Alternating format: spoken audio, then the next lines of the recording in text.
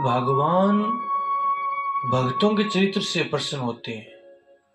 अगर हमें भगवान की कृपा पानी है तो हमें भक्तों का चरित्र सुनना होगा। श्री हनुमान जी का चरित्र सुनने से राम जी प्रसन्न होते हैं और संतों का चरित्र सुनने से भगवान प्रसन्न होते हैं। भक्तों का प्रसंग सुनने से, उनका चरित्र सुनने से भगवान प्रसन्न होते हैं। भक्तमाल में एक कथा आती है। श्री कृष्णदास जी, पंडित श्री कृष्णदास जी कथा आती है। उनका भगवान के चरणों में इतनी प्रीति हो गई थी कि आप रोज 100 श्लोक रचते थे और रच करके भगवान श्री ठाकुर जी को सुनाते थे। इस तरह उनका जीवन चल रहा था। संतों के प्रति उनका बड़ा प्रेम था।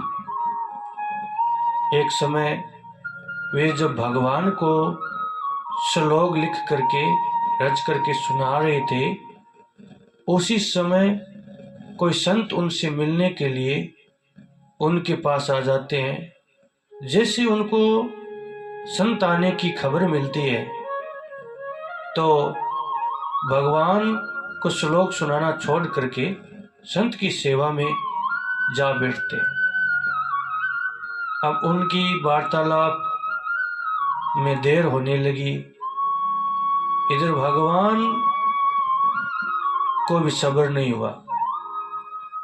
भगवान ने कुछ देर तक इंतजार किया, क्योंकि जब भगवान में मन लग जाता है और निरंतर भगवान का भजन करते हैं, कीर्तन करते हैं या कोई भी भगवान की सेवा करते हैं, तो भगवान को भी इंतजार रहने लगता है कि कब मेरा भगत आएगा और सेवा करेगा।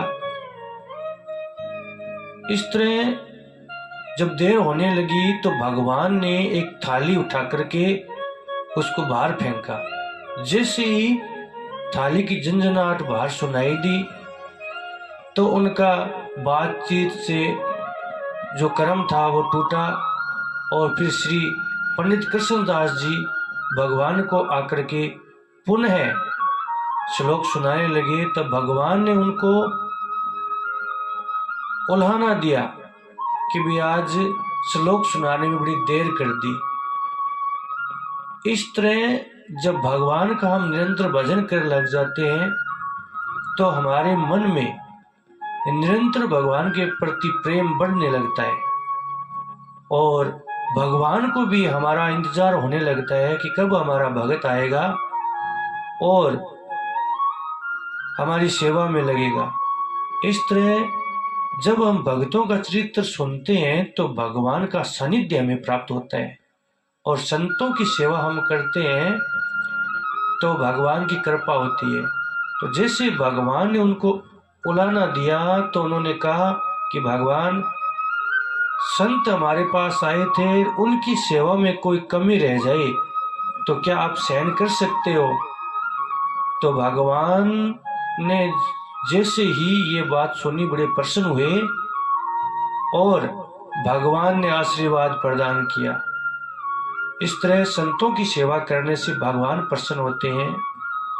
तो भाव हमारा शुद्ध होना चाहिए। जब भाव शुद्ध होता है और निरंतर हमारा क्रम चलता है तो भगवान भी प्रसन्न होकर के हमें अपने सानिध्य में, अपने चरणों में स्थान दे देते हैं, अपने चरणों में रख लेते हैं।